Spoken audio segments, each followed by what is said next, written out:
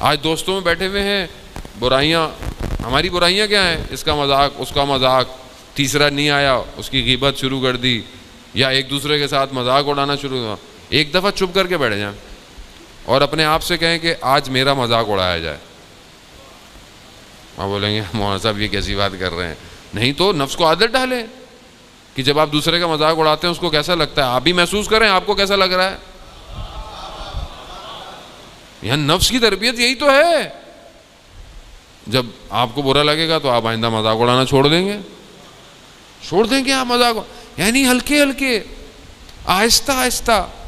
بہت سے لڑکے مولانا صاحب وہ تہجد کی آپ نے اتنی باتیں کی، نماز کی، تو کتنی رکعت ہے؟ میں نے کہا 11 رکعت ہے۔ اچھا اچھا اچھا اچھا، گھبرا گیا۔ میں کہا مگر 3 رکعت پڑھ سکتے ہو؟ اچھا ہاں، جو سونا پڑے گا؟ نہیں میں نے کہا عشاء کے بعد پڑھ لینا۔ اوہ اتنی آسان؟ میں ہاں آسان۔ 3 تو پڑھنا شروع کرو، 3 شروع کرو، عشاء کے بعد شروع کرو، خود بخود سحر سے پہلے اٹھنا شروع ہو جاؤ گے۔ کوشش تو کرو۔ اتنا سخت بنا دیا ہے دین کو کہ بھاگ جاتی ہے پبلک۔ وضو کرو، یہ کھینچے جا رہے ہوں۔ بولو بھائی کیا ہو گیا؟ نہیں یوں، بالکل یوں ہونا چاہیے۔ بھائی کیا ہو گیا؟ آرام سے، واجب ہے سکھا دو بھائی، خشک نہیں ہونا چاہیے، اوپر نہ جائے ہاتھ، بس آرام سکھا دو۔ اتنا کمپلیکیٹڈ دین ہے، اور توضیح المسائل اتنی موٹی ہے، وہ کھولو سمجھ ہی نہیں آتی نا، بند کر دو بھائی، ادھر رہنے دو۔ تقلید، ہاں تقلید کرتے ہیں ہم، لیکن پتہ نہیں تھا کہ مولانا صاحب پوچھے گا مت کچھ، مولانا خود نہیں پتہ اتنی مشکل ہے توضیح المسائل، مولانا کیا بتائے گا آپ کو۔ آج تک ہم آسان توضیح المسائل تو دے نہیں پائے معاشرے کو، کہ بھائی معاشرے کو آسان سی کتاب دوسری قوموں نے دیا، جوانوں کے احکامات، بچیوں کے احکامات، حجاب کے احکامات، آنکھوں کے احکام، الگ الگ چھوٹی چھوٹی بکس ہیں، اس کو بھی مزہ ہے پڑھنے میں، اتنی سخت ہے ہوتی ہے واقعی۔ یہ مطلب یہ ہمارا کام ہے علماؤں کا، میں اپنے آپ کو کہہ رہا ہوں کہ ہم علماؤں کا کام ہے کہ ان کو اچھے افاد آسان الفاظ میں پیش کریں۔ اور بیسٹ طریقہ میں آپ کو بتاؤں، آج کل تو بڑا آسان ہے، کو پوچھتا ہے بہترین اینیمیشنز، ویڈیوز، وضو کا طریقہ، نماز کا طریقہ، غسل کا طریقہ بہترین ہے، کہ انسان کو شرم آتی ہے کہ اس عمر میں پوچھوں گا مولانا کیا سوچیں گے۔ شرم نہیں کریں جانے محترم، یہ آخرت کا معاملہ ہے، یا آپ یہاں شرم کرتے رہے وہاں کرم پھوٹ جائیں گے آپ کے سارے۔ شرم نہیں کریں، پوچھیں، اکیلے میں پوچھ لیں، نہیں ہے تو انٹرنیٹ پہ سب موجود ہے، اور اس کو صحیح کریں۔ اور آسان ہے، دین بہت آسان ہے۔ ہمارا ایک دوست تھا عرب کا، یمن کا تھا، نہ جانے ابھی پتہ نہیں کس حال میں ہوگا، وہ ہم اس کو کہتے تھے بھائی تم تو عرب ہو، یہ ہماری طرح تلفظ صحیح کرا دو۔ وہ کہتا ہے بھائی کیوں اتنی ٹینشن میں رہتے ہو تم لوگ؟ بولا واہ کیا اتنی ٹینشن ہے؟ بھائی نارمل عربی ہم نارمل ہیں، ہم لوگ، ہم عرب نارمل پڑھتے ہیں، آرام سے پڑھتے ہیں، تم لوگ بہت ٹینشن میں رہتے ہو عربی کے معاملے میں۔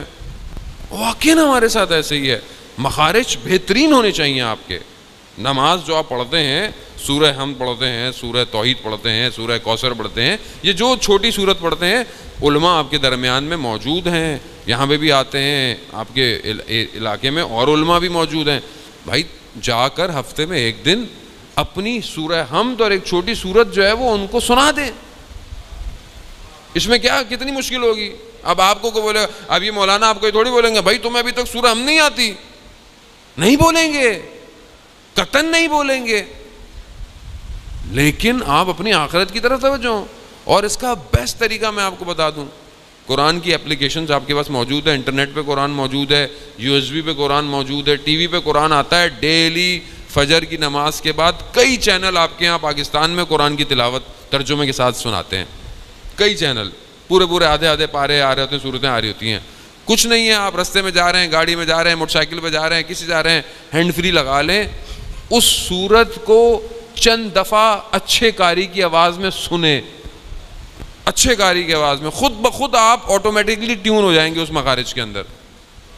کوئی بڑی بات نہیں ہے، اتنا مشکل نہیں ہے، آسان ہے، لیکن ضروری ہے، واجب ہے۔ کیونکہ دیکھیں نا، جس شخص کی نماز قبول نہ ہو، آپ اس کی باقی عبادتوں کا کیا کریں گے، کیسے قبول ہوگی؟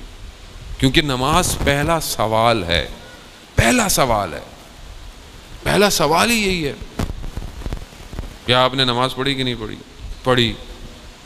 آپ نے سنا ہوگا نا، ہم بھی سنتے ہیں 50,000 سال کھڑا رہنا پڑ جائے گا. بندے کی ویسی ٹینشن ہو جاتی ہے 50,000 سال. لیکن اگر ہم واقعاً سوچیں تو ایسا ہی ہے. کیسے ہوگا؟ ہمیں کب واجب ہوئی ہے نماز؟ 14 سال کی عمر میں، 13 سال کی عمر میں، 14 سال کی عمر میں. اچھا پہلی نماز کب پڑھی تھی؟ پتہ نہیں پڑھی بھی کہ نہیں تھی. اچھا پڑھی تھی تو اس فلانے سجدے میں دھیان کہاں تھا؟ فلانے رکوع میں دھیان کہاں تھا؟ اچھا ابھی تو پہلا سال میں آپ سوچیں کتنا ٹائم لگے گا، کتنی نمازیں ہیں. پھر دوسرا سال، پھر تیسرا سال، پھر چوتھا سال، پھر روزے اور پتہ نہیں کیا کیا کیا. آپ سوچیں کتنا ٹائم لگ جائے گا. ٹائم لگے گا کہ نہیں لگے گا؟ لیکن اگر واقعاً بچت کروانی ہے تو بچت تبھی ہوگی عزیزان محترم جب اپنے آپ کو، اپنے وجود کو، سارے امام کی کشتیاں ہیں مگر جو امام حسین کی کشتی ہے نا وہ بہت وسیع ہے.